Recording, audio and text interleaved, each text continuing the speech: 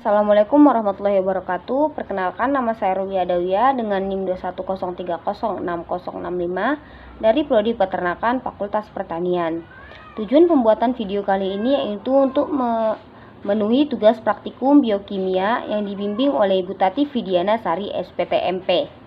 Nah, pada video ini terdapat beberapa soalan, yaitu soalan pertama, jelaskan struktur dari enzim dan berikan contohnya. Enzim yang strukturnya sempurna dan aktif mengkatalisis bersama-sama dengan koenzim atau gugus logamnya disebut holoenzim. Nah, secara ringkas, struktur sebuah enzim yang aktif dapat dilihat pada bagan berikut. Enzim atau holoenzim terbagi dua, yaitu protein atau apoenzim yang merupakan enzim yang tersusun atas senyawa protein dan merupakan jenis yang paling mendominasi dari semua struktur enzim yang ada.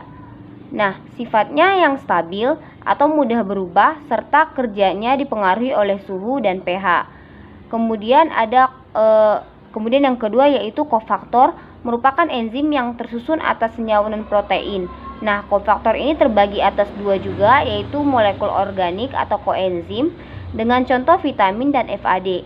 Dan kemudian ada molekul anorganik atau ion logam dengan contoh besi dan mangan.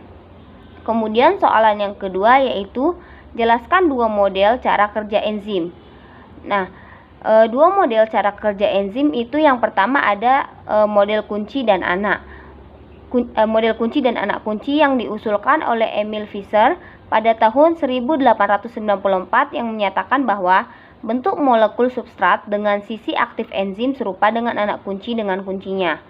Di mana pada model ini, enzim hanya bekerja untuk satu jenis substrat saja yang akan berikatan pada sisi aktifnya.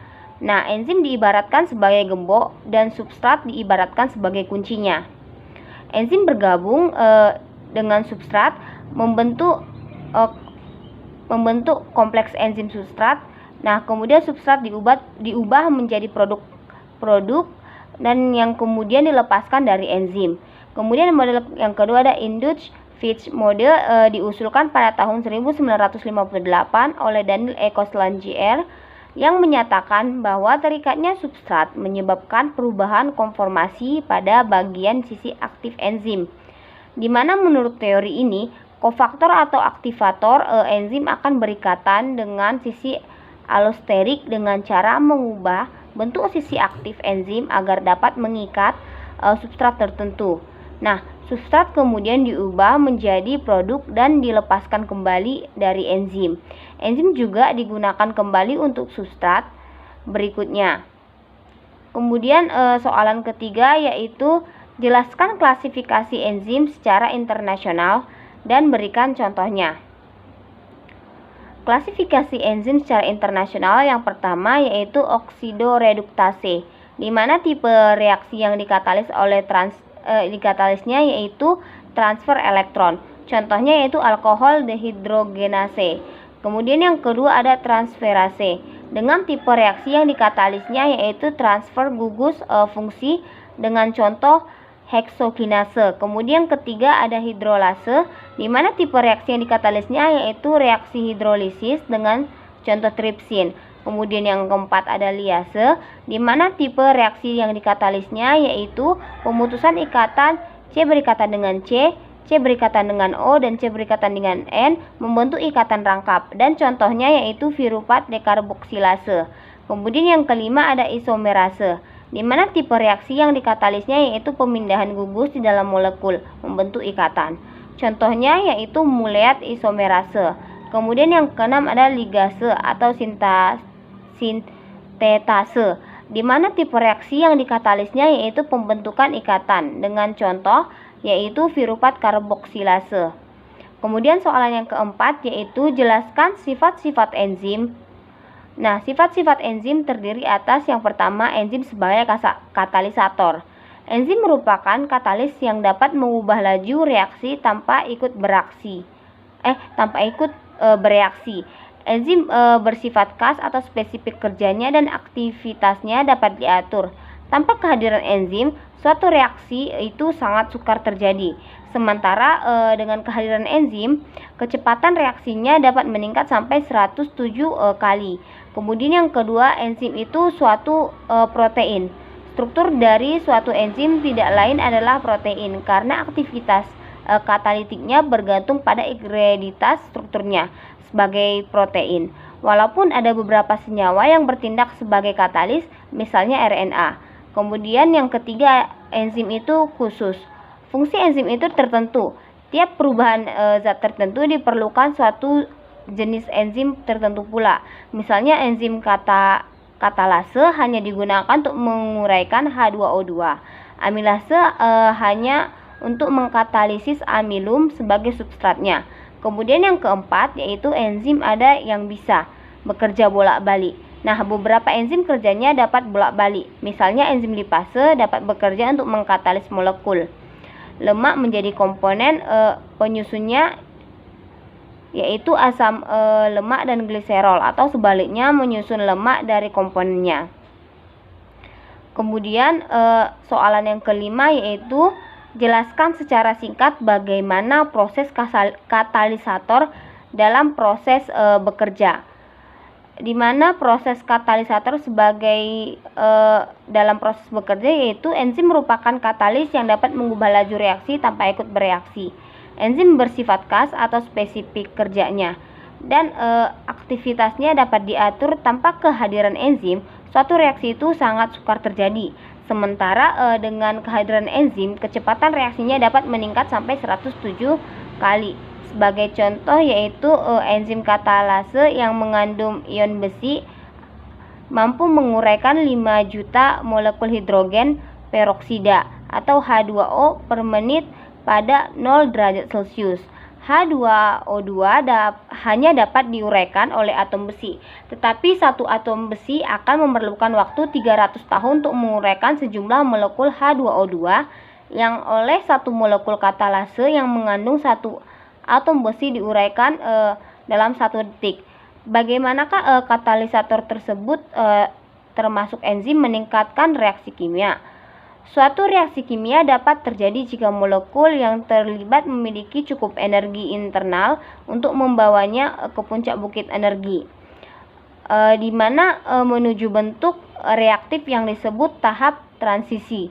Energi aktivasi suatu reaksi adalah jumlah energi dalam kalori yang diperlukan untuk membawa semua molekul pada 1 mol senyawa pada suhu tertentu menuju tingkat transisi pada puncak batas energi. Di mana suatu reaksi kimia dapat dipercepat dengan 2 cara, yaitu yang pertama meningkatkan suhu dan kedua dengan memberi katalis. Kemudian yang keenam, jelaskan faktor yang mempengaruhi kerja enzim dan berikan contohnya. Nah, beberapa faktor yang mempengaruhi kerja enzim itu yang pertama ada suhu. Kerja suatu enzim sangat dipengaruhi suhu lingkungannya. Setiap kenaikan suhu 10 derajat Celcius, kecepatan enzim akan menjadi 2 kali lipat sampai batas suhu tertentu. Enzim dan protein pada umumnya dinonaktifkan oleh suhu tinggi. Enzim berdarah panas dan manusia bekerja paling efisien pada suhu 37 derajat Celcius, sedangkan enzim hewan berdarah dingin pada suhu 25 derajat Celcius. Kemudian yang kedua dipengaruhi oleh pH. Semua enzim peka terhadap perubahan pH dan nonaktif pada lingkungan pH sangat rendah atau asam kuat dan pH tinggi atau basa kuat. Sebagai contoh, enzim pepsin memiliki pH optimum 2. Sedangkan enzim tripsin memiliki pH optimum 8,5. Kemudian yang ketiga dipengaruhi oleh konsentrasi enzim, substrat dan kofaktor. Jika pH dan suhu suatu sistem enzim adalah konstan dan jumlah substrat berlebihan, maka laju reaksi adalah sebanding dengan jumlah enzim yang ada. Sebaliknya, jika pH, suhu, dan konsentrasi enzim konstan, maka laju reaksi adalah sebanding dengan jumlah substrat. Kemudian yang keempat ada inhibitor. Aktivitas suatu enzim dapat dihambat oleh suatu senyawa yang dikenal sebagai inhibitor.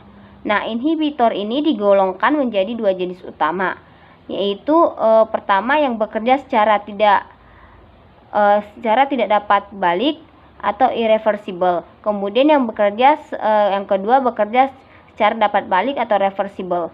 Penghambat yang irreversible adalah golongan yang bereaksi dengan atau merusakkan suatu gugus fungsional pada molekul enzim yang penting bagi aktivitas katalitiknya.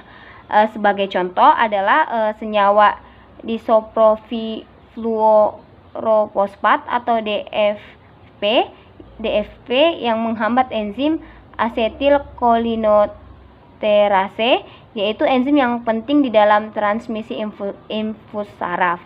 Kemudian soalan yang ketujuh ataupun yang terakhir yaitu jelaskan bagaimana mekanisme feedback inhibitor dapat terjadi pada enzim. Nah, dalam sistem biologis, kecepatan kerja enzim dapat dipengaruhi oleh kehadiran suatu molekul lain yang dapat berperan sebagai pemicu atau aktivator atau penghambat ataupun inhibitor. Keduanya biasanya disebut secara bersama-sama sebagai efektor.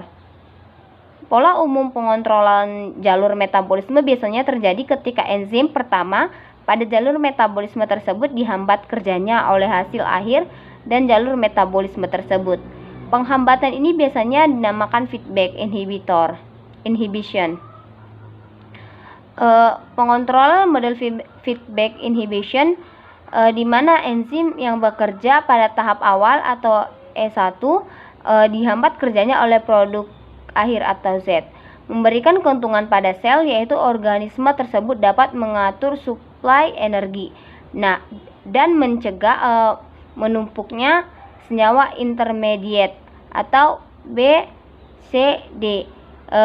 Selama proses metabolisme terjadi, banyak jalur metabolisme dalam tubuh organisme berbentuk cabang, sehingga proses feedback inhibition yang terjadi dapat berlangsung di beberapa lokasi. Mekanisme penghambatan ini dinamakan sequential feedback inhibition, di mana pada beberapa jenis jalur metabolisme produk akhir dapat berkaitan dengan enzim, bukan pada sisi aktif enzim tetapi pada titik kontrol lainnya. Jenis enzim demikian dinamakan enzim allosterik. Enzim allosterik ini sering berbentuk protein yang memiliki beberapa subunit protein dan memiliki satu atau lebih sisi aktif pada masing-masing subunitnya.